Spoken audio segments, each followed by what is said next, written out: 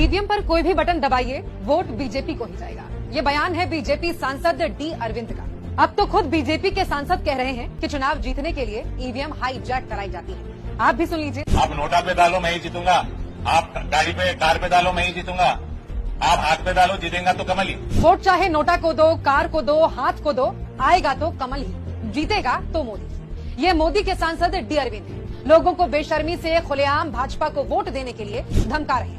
भाजपा का असली चेहरा यही है। कई बार चुनावों में लोगों की ओर से वोटिंग प्रक्रिया और ईवीएम को लेकर शिकायतें भी आ चुकी हैं और अब तो ये सच खुद भाजपा सांसद ने स्वीकार लिया है।